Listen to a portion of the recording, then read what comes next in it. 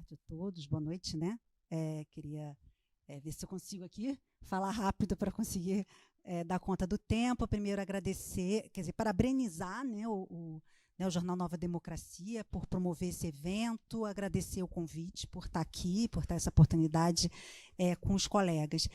Eu queria fazer alguns comentários aproveitando o título do evento, Nem Esquecer, Nem Apaziguar, Condenar o Golpe Militar Ontem e Hoje.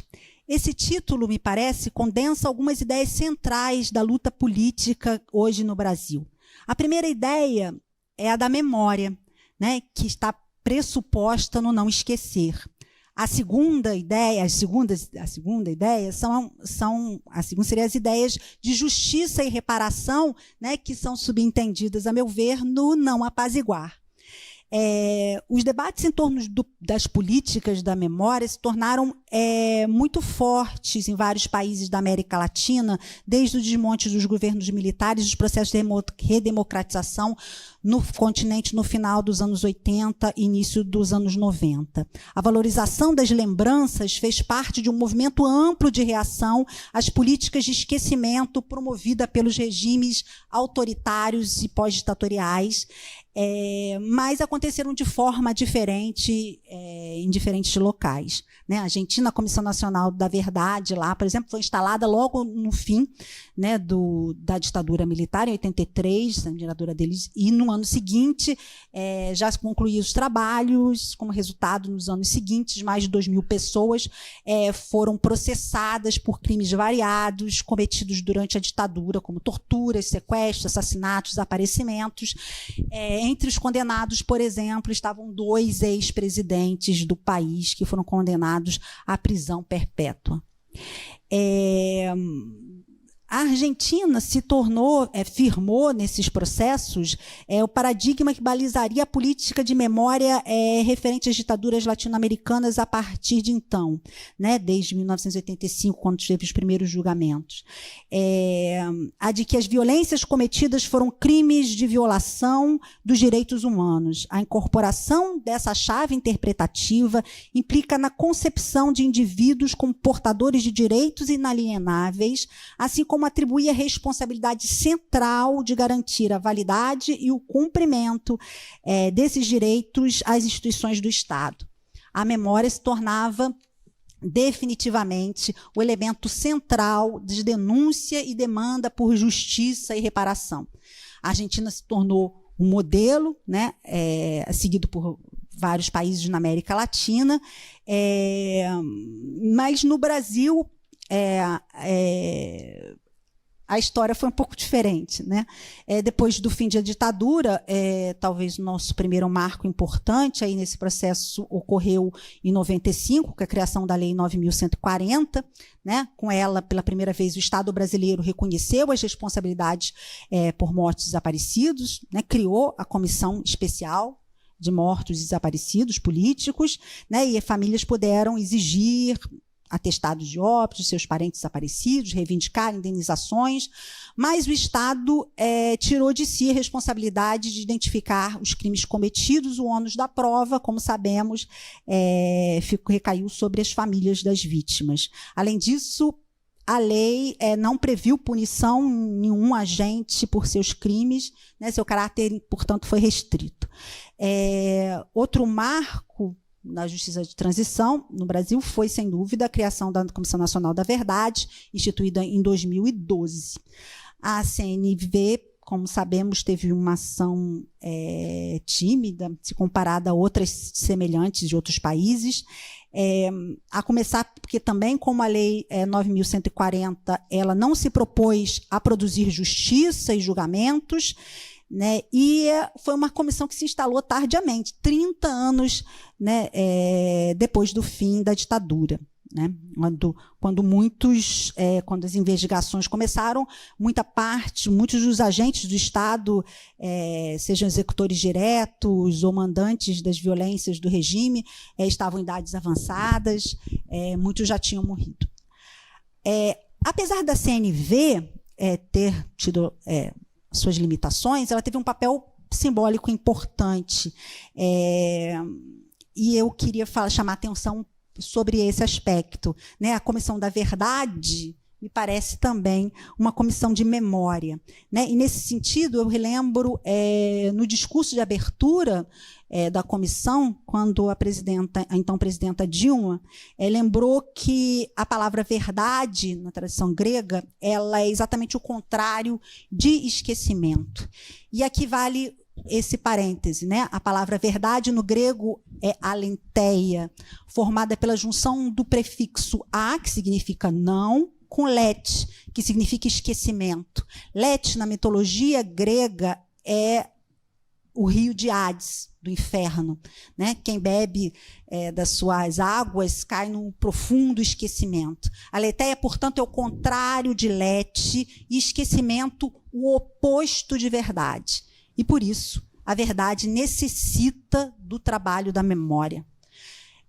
No caso da justiça de transição, especialmente no Brasil, essa associação me parece particularmente válida, porque aqui lembrar o que foi o golpe, que agora completa 60 anos, e lembrar o que foi a ditadura, que durou 21 anos, é um ato político de resistência, de luta contra o autoritarismo, na contraposição das forças hegemônicas pelo poder que essas tentam exercer justamente através do esquecimento. Pelo seu valor, né, heurístico, né, em nome da verdade histórica, do compromisso com o que de fato aconteceu, que a memória é valorizada em processos de justiça de transição, em atos, né, como esse que estamos realizando aqui hoje. E a memória, é importante que se diga, não tem a ver com o passado, né, mas com o presente de onde vem o seu chamado. Por isso, também as relações entre a palavra ontem e hoje, presente no título do evento, são tão importantes. Apesar do que se disse recentemente, né, no governo, a ditadura militar não é um passado que passou, né? A crise política que vivemos nos últimos anos é exemplar disso. Em abril de 2016, né, vimos todos, no próprio processo de impeachment da presidente Dilma, o então deputado Jair Bolsonaro falar, né, perderam em 64, perderam agora em 2016, né, se referindo a nós. E declarou seu voto em memória ao coronel, como sabemos, Carlos Brilhante Ustra, né, que, como sabemos, foi chefe do DOI-CODE de São Paulo, órgão de repressão da política do governo militar entre 70 e 74, segundo a Comissão Nacional da Verdade, sobre o seu comando, pelo menos 50 pessoas foram assassinadas, desaparecidas, outras 500 torturadas. E, naquele momento, ele era o único militar reconhecido pela justiça brasileira como torturador. Esse, então, deputado se tornou presidente em 2018. E, desde então, cresceram as manifestações políticas de exaltação à ditadura militar. Em inúmeras ocasiões, o Bolsonaro e seus filhos, seus aliados políticos, discursaram pedindo a intervenção das Forças Armadas e mesmo a instauração do Ato Institucional número 5, reinstauração. Foi com essas palavras de ordem, inclusive, que ocorreram os ataques às sedes dos três poderes em Brasília, em 8 de janeiro de 2023. Por isso que a memória, além do seu valor heurístico, seu compromisso com a verdade histórica, na luta contra todas as formas de esquecimento e manipulação do passado e negacionismos, tem também um forte peso moral. Lembrar é um imperativo categórico. É preciso lembrar para que a história não se repita, como diz a máxima. O passado é um elemento fundamental não só para a compreensão das situações do presente, mas para também sustentar nossas ações de realizações no futuro, para o futuro. As instabilidades de sentido em relação ao nosso passado ditatorial, que fazem dele um elemento central da luta política e simbólica hoje, em especial na polarização, no polarizado debate entre as forças progressistas e a ultradireita, diz respeito, sem dúvida, à forma como que nós, como coletividade, lidamos até agora com o nosso passado. A transição democrática brasileira não resultou numa ruptura com o regime, mas foi um processo de reforma gradual, negociada, conciliatória. A lei da anistia de 79 equiparou vítimas e algozes da ditadura. só para citar alguns dos aspectos desse complexo processo histórico. A verdade é que, apesar das lutas e resistência, né, de setores da sociedade civil, e muitos dos que aqui estão presentes, o Estado brasileiro nunca promoveu uma política de memória eficaz em relação à ditadura, como, aliás, também não fez com outras experiências de violência do passado, como a escravidão e o genocídio indígena. Os processos sistemáticos de produção de esquecimento e relativização em relação à ditadura têm consequências profundas na qualidade da nossa democracia. E é isso que nos impõe o dever de lembrar. E é isso que faz com que todo militante político também um militante da memória.